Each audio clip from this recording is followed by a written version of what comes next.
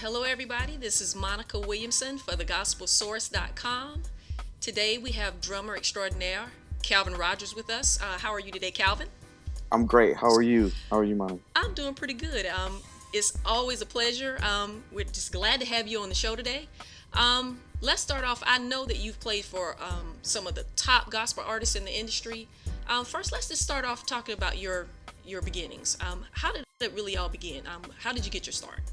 I come from a family of musicians. My dad, grandfather, uncles, my grandmother, all of them. My dad is a keyboard player and a guitar. He started off playing guitar, and then moved to keyboard playing, and then he moved to keyboard playing and songwriting. And we grew up in Chicago, where even still now, Chicago is still kind of like a breeding ground for a lot of for so much talent. Um, Back then, it was even broader because you had so much different music, jazz and bebop and stuff like that. But my dad was a guitar player and for a long time with Albertina Walker and the Caravans and Inez Andrews, and he even played on a couple of James Cleveland records. And then he moved to keyboard playing and songwriting, and so that's where pretty much where my start came from. My mom and my parents just really were noticed that I took a strong liking to music. My dad tells a story about how he prayed for the anointing to rest on me, and as a musician, and he just poured into me. So I used to tag along with him so much when he played around the city. He worked with some of everyone. By the time he was a keyboard player, he'd worked with Milton Brunson and the Thompson Community Singers, Tyrone Block, again Albertina Walker. He was a songwriter, very well accomplished songwriter in the gospel community, Chicago Men's Choir, things of that nature. And I just kind of rode along with him a lot, just kind of soaking up a lot of the information, sitting in rehearsals. As a kid, I spent my summertime tagging along to the late night rehearsals with my dad. That's just what the summer was about with me, going to his late night rehearsals, whether it was choir or group or things like that. And so, and my parents bought me my first drum set when I was, I think, 8 years old, my first real drum set.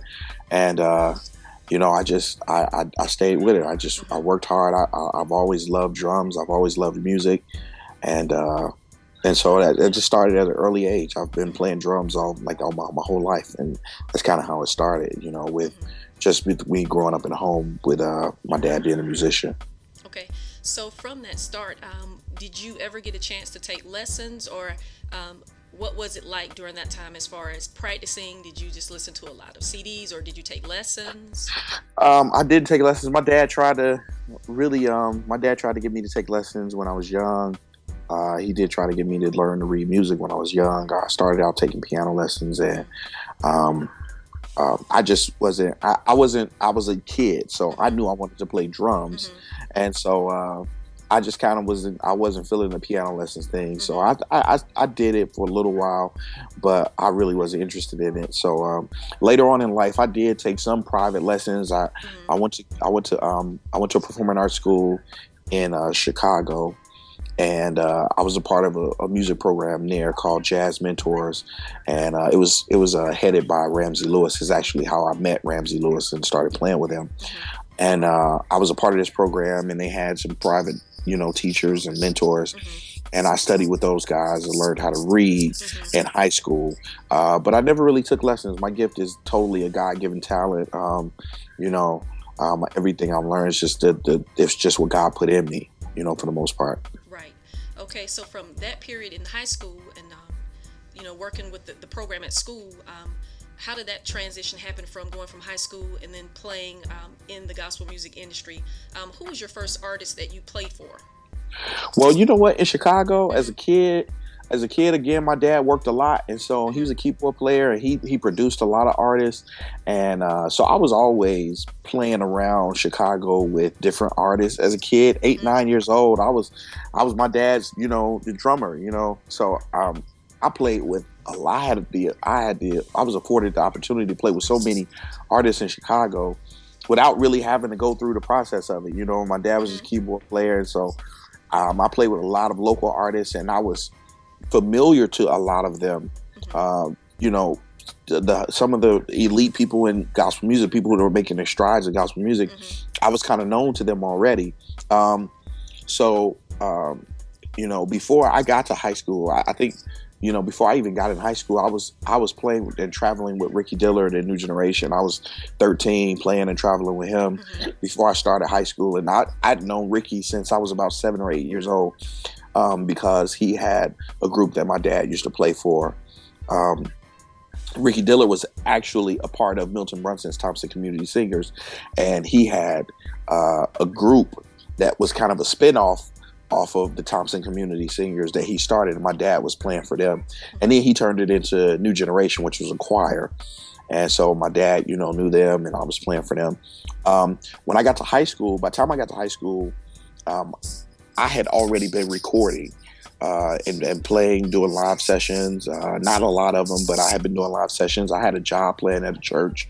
I've had a job playing at a church since I was probably 8 years old. So when I got to high school, what I basically had to do was I had to basically kind of recenter, refocus my talent, learning the correct way to use my gifts, and just kind of, not that it was wrong, but learning the fundamentals of drumming, the technical fundamentals, so as I guess as some would put it, learning to read, learning theory, and things like that. And so in high school, those are the kind of things that I got from there. And then I just transferred that. I was able to transfer that information to what I already knew.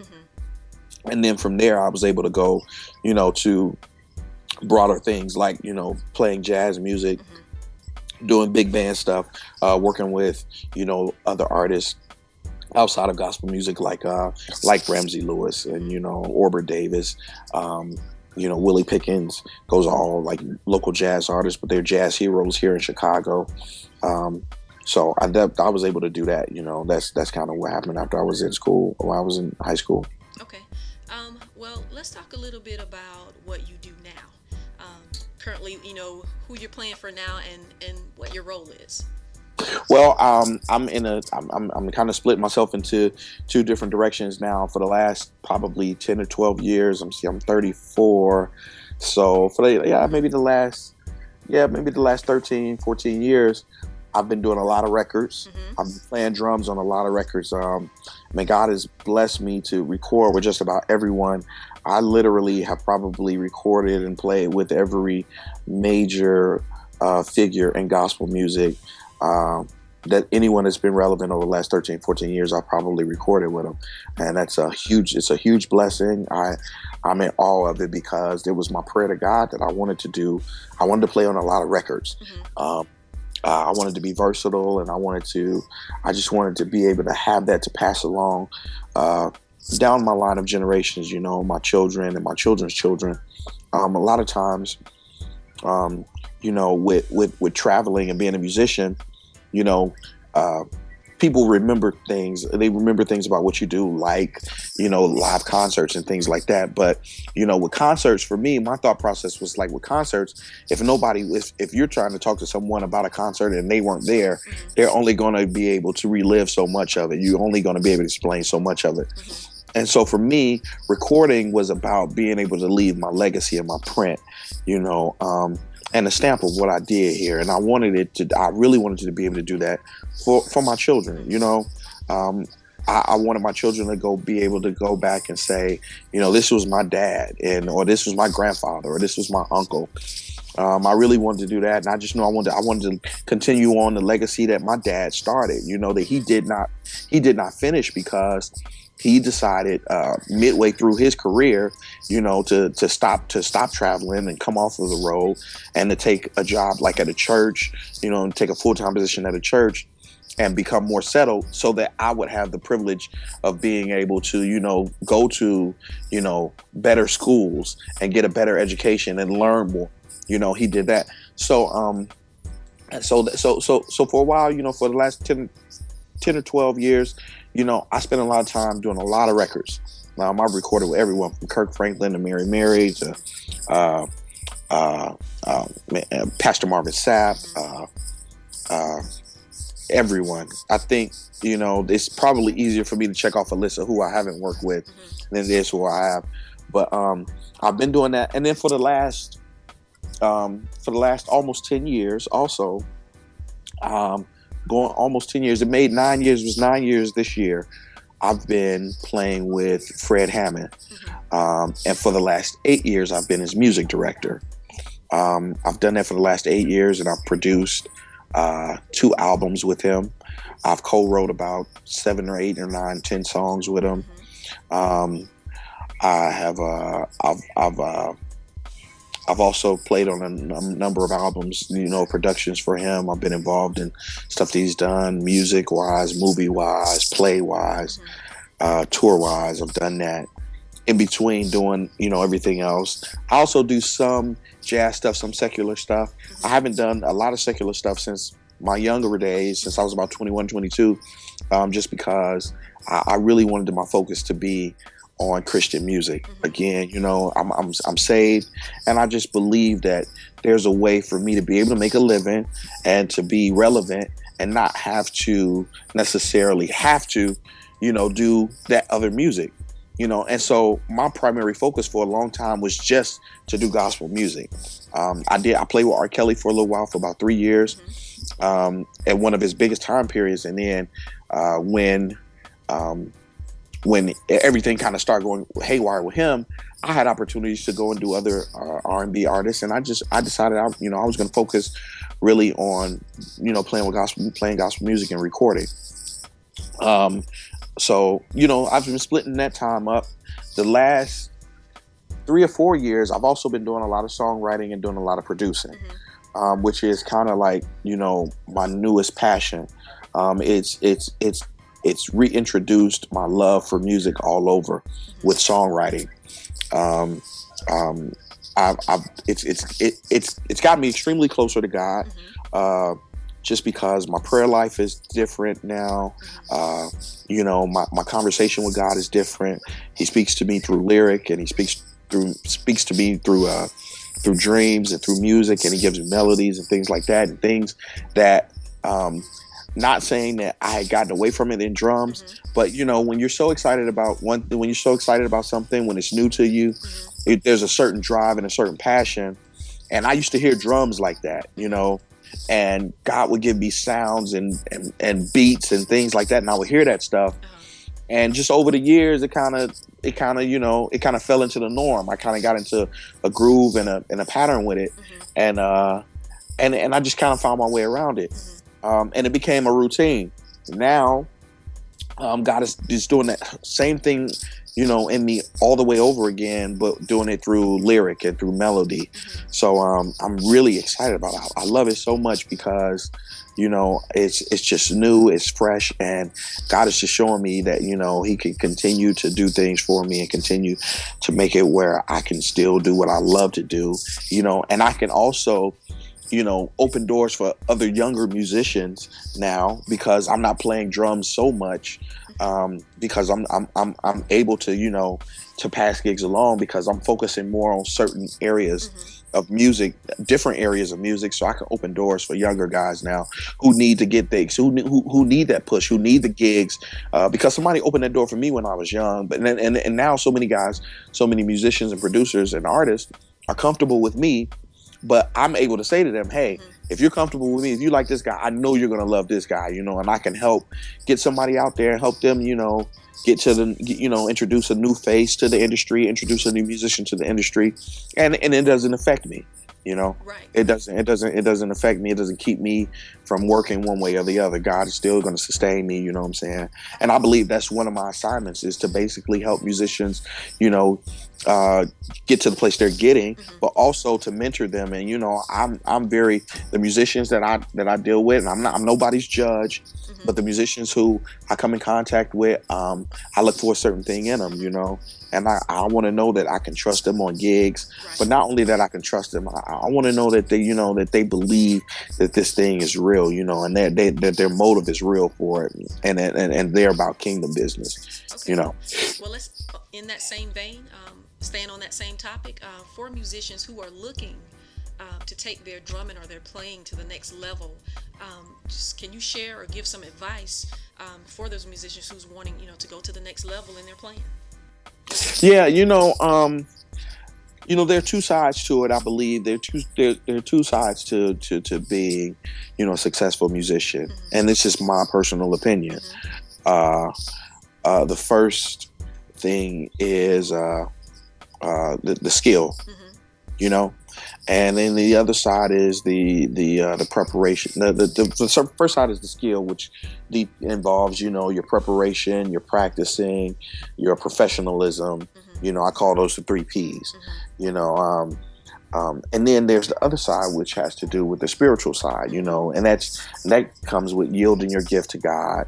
Mm-hmm. Um, I'm very, very serious about that. I remember one of my first tours. I was overseas in Germany, and I was in Germany, and one night I was just on a bus and I was listening to this song, uh, and it was saying that the steps of a righteous man are ordered by God, and so. I began to say to God, God, I want you to take my gift and I want you to do what it is you would do with it.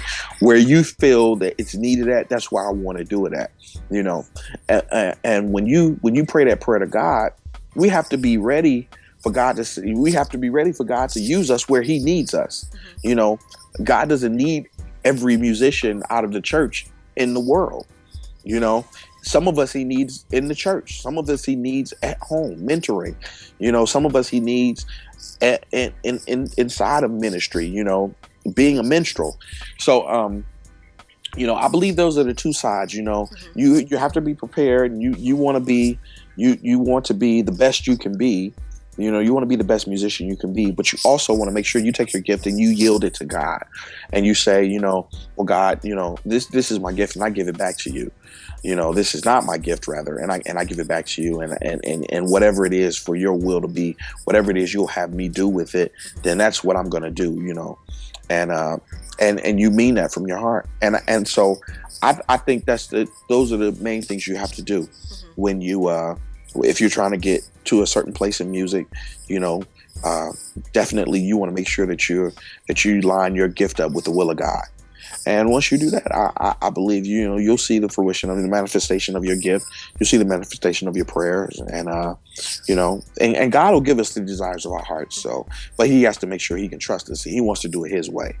He got to make sure that you're prepared for it. So I believe those are the two sides, to it. Awesome, awesome. That is so wonderful.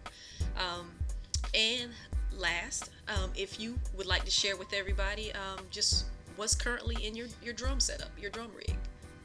Well, I have not really talked about this. You're going to be the first person to know what's going on. Last year, about a year ago, Mm-hmm. I was signed with Yamaha drums for about 7 or 8 years. Mm-hmm. I signed with them back in 2004. I signed with Yamaha drums in 2004, Mm-hmm. and up until last year, 2012. Yeah, so it was about 8 years. Up until last year, 2012, I was with Yamaha drums, Mm-hmm. and I decided to make a move to a new drum company called Drumcraft Drums. Mm-hmm. It was a company that was from Germany, and the drums are phenomenal. Mm-hmm. It was a great move. I thought it was a good move, and I don't regret the move. But they were a company that was being the drums were being imported from Germany, and they just weren't able to keep up Mm-hmm. with the competitors Mm-hmm. that had distribution in the United States already. Mm-hmm. So for that, I'm grateful for the opportunity I had to be with them for a year. Mm-hmm. There was no bad blood. They treated me well, and I wished them the best. But we had to sever our ties after just 1 year. Mm-hmm. And so, just through some prayer and trying to decide what I was going to do, I put a phone call out to a friend of mine in Nashville, and I talked to him. And so recently, just as recent as maybe 2 or 3 weeks ago, I signed with Pearl Drums. Mm-hmm. So I'm playing Pearl Drums now. I've just recently signed with them. We're building a new kit. We're going to be doing. I'm doing a clinic tour for them soon. Doing some guitar centers and some local music stores, some things for them. And it's a great company. They are the leading manufacturer in drums, and one of the main reasons that One of the main reasons that I was led to go with them was because of their awareness of the gospel community and the church. So many churches start off with pearl exports and things like that, and they're aware of it, and so they are making moves to give back to the church, commit to churches that buy their music, sowing seeds into music programs and things like that. Those things are important to me. The youth are important to me, and the awareness of gospel music and drums and churches, that kind of stuff is important to me. So I was very moved by their awareness of that, and I said, we were able to talk and just get some things going, and so that's the move that I'm with now. With Pearl Drums. I've been with Sabian Cymbals for about 6 years, I think 6 or 7 years. Pro Mark Drumsticks as well for about six or 7 years. Evans Drumheads for like 3 or 4 years now. Um, and so that's what I'm. Those are the companies that I'm sponsored by. Um, and they're really help. I have this company out of Indonesia that makes some really cool uh, stick bags, and they're called New Folder Case. And you're going to be seeing a lot of them. I'm doing a lot of stuff for them, doing a lot of PR stuff for them now. Okay. I'm going to be doing that now. So, that's coming out, and some other things. So, Okay. All right, Calvin. Well, it's definitely been a pleasure today, and we'd thank like you to so thank much. you for joining us. Thank you so much, Monique. And for everyone that may not know, how can they follow you on Twitter and connect with you on Facebook? On Twitter, my handle is Calvin R underscore Rodgers. Rodgers is with a D. CALVINR underscore RODGERS. I'm also on Instagram, which is, I took pictures of artists and gigs and drum setups. So the drummers and the musicians want to follow me, see what I'm playing. You can check me out there. I'm on Facebook. I have a fan page on Facebook. So it's Calvin C. Rod Rodgers. And you can just search me on Facebook. You find both of my pages. I have a regular page on Facebook, but they have a friend cap on there, so I can't have any more friends. So that's why I have the fan page, and that's the fan page is Calvin C. Rod Rodgers. But they do allow you to subscribe to the page once you're over the friend limit, so you can subscribe to both pages. And I post different things. A lot of times I post scriptures, pictures, jokes. Because I do have fun. I'm not uptight or anything like that. I like to hang out and chill and kick it. And so I put up different things, but I try to do my fair share of all things. I try to motivate and encourage, and